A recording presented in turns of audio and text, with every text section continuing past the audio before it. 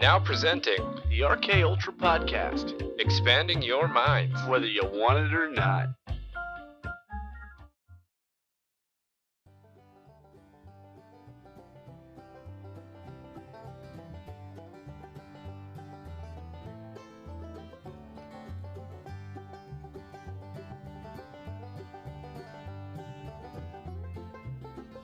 Day 1 of the Eat Your Yard diet.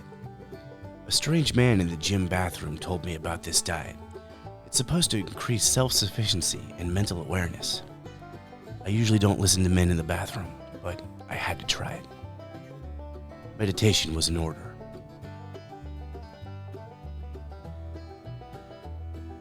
I was convinced that my lawn was filled with great nutrients. I was feeling really good that day, probably because I had a well-balanced keto diet and plenty of exercise and water.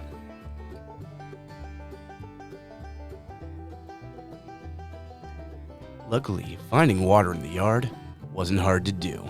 If it's good enough for the crows, it's good enough for me. Nothing like some morning yoga. The only problem is, I don't know how to grow anything. The garden, it bore no fruit.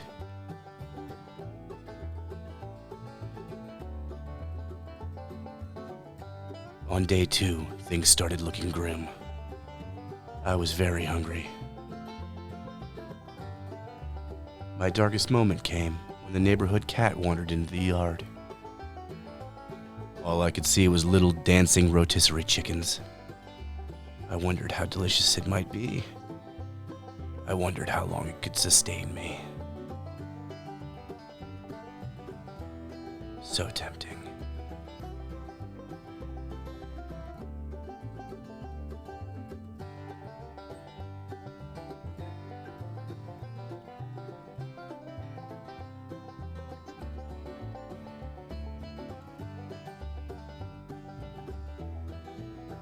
Things started to look very grim, and I hoped the neighbors weren't watching me struggle.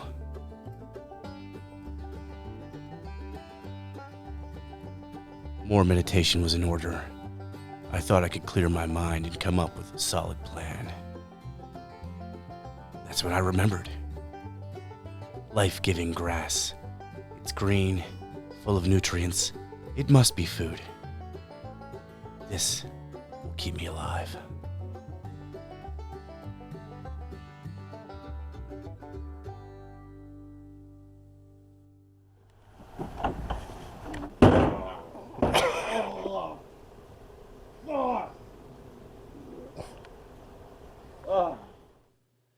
You know, RJ, I thought this diet would help me become more self-sufficient and also get me in touch with nature and my own body. And for a minute there, I really thought it was happening, but it turned out just to be hallucinations from starvation and eating too much grass. Well, would you do it again? No, 1 out of 10 would not repeat. No, it didn't get the intended results? I can still taste the grass. I'm not doing it. All right, well, let's bust into some more traditional diets. Now, if you go to MyPlategov, we can see what the government suggests that you eat. And it tells you to focus mostly on eating grains and vegetables, and meats and fruits to a lesser extent, with a little bit of dairy peppered in there. And it's quite interesting. If you click on the meat protein portion, it gives you a list of proteins you can get, and it tells you about some meats and eggs, but it mostly focuses on wanting to eat beans and lentils. Yeah, it's the only food item under proteins that has a hyperlink associated with it. It's almost like they have some sort of agenda. Yeah, but you know what? I'm just going to have implicit trust in whatever my government tells me. Of course. I mean, the government would never lead us astray. Why would they do that? I don't know. I don't see any reason why they would give us bogus information on nutrition. That just doesn't make any sense. I mean, we all remember the food pyramid. That was completely correct. Yeah, right? 8 to 12 servings of grain or whatever it was. Yeah, just mostly carbohydrates. Just eat a loaf of bread a day and you'll be good. Of course. But just in case that actually isn't very good information, we're going to talk about some more traditional diets. Yeah, that's right. We're going to talk about some more well-known diets, like being a vegetarian, where you don't eat any products of something being slaughtered. You eat veggies, grain, just nothing meat. Yep, like milk and animal products are okay, but nothing, killed. Yeah, exactly. Or you could be a pescatarian, where you follow basically the same tenets, except for you exclude fish. Because they have no souls? Or Yeah, I guess how do they? I don't know why you can only eat fish on that diet. Like I don't know. Because fish is tasty, and you need something. You need a little something. See, I could never be a vegetarian, and don't even get me started on veganism.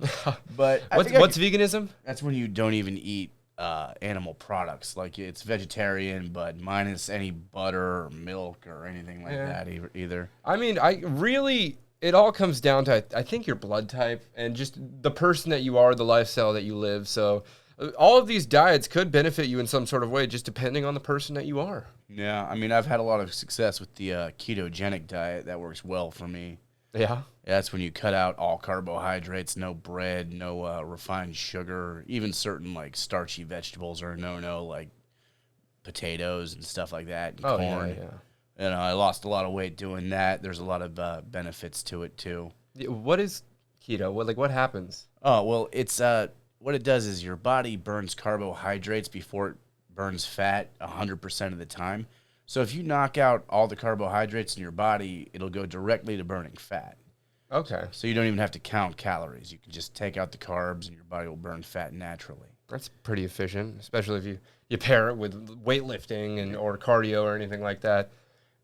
What about the carnivore diet? Carnivore diet's fun. I've tried it a few times. It's when you only eat meat and animal products.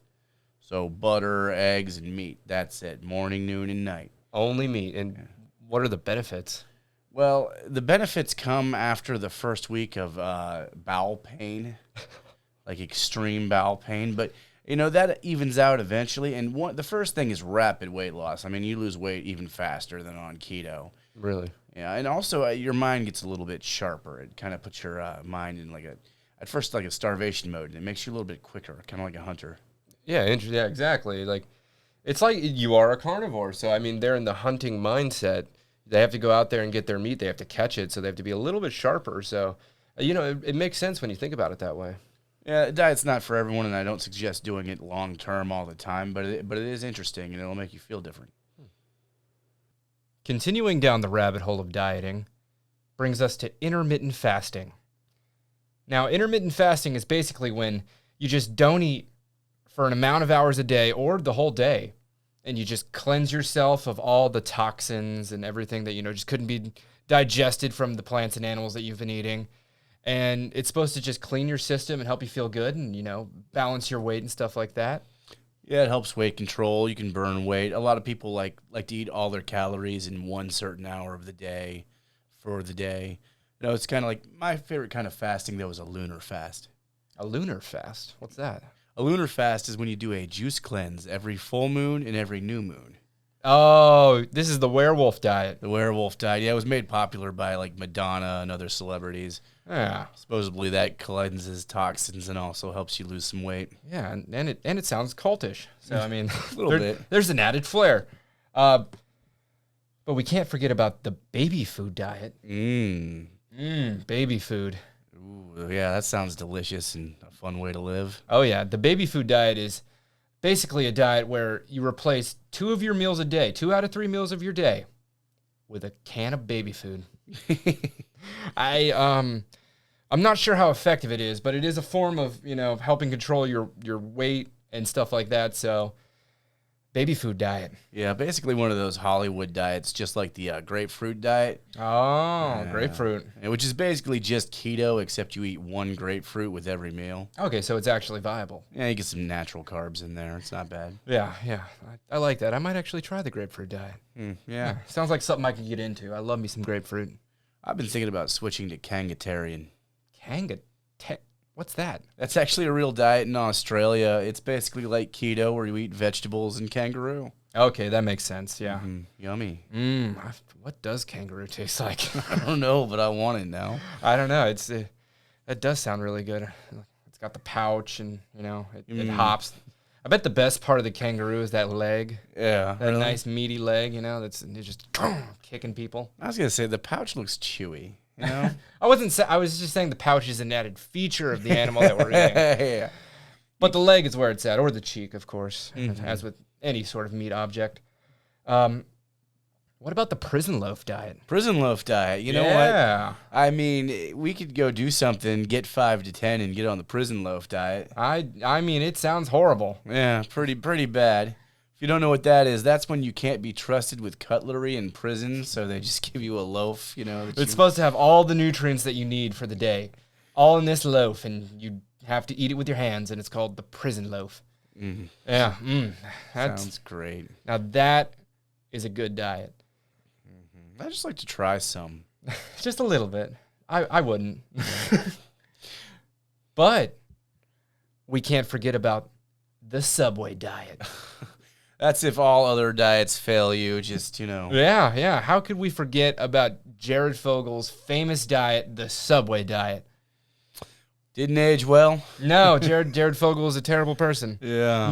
No, but he had a diet, and it was the Subway diet. Apparently you can lose weight if you eat nothing but Subway and, you have AIDS. I mean, cold cut combo. Training aids. I eat 3 every day to help keep me strong. Yeah, right? This whole loaf of bread doesn't make me fat. Yeah. But the Subway diet is basically where you just eat all of your meals, Subway. You try to be efficient with it, and you're supposed to lose weight. I don't know, man. I'd rather have the prison loaf diet at that point. Yeah. It's almost like you said, the AIDS. It's like he had help losing weight in some other way, like exercising. Yeah, right? I don't know. Yeah, maybe the exercise did make a difference. I'll have to try this thing they call exercise.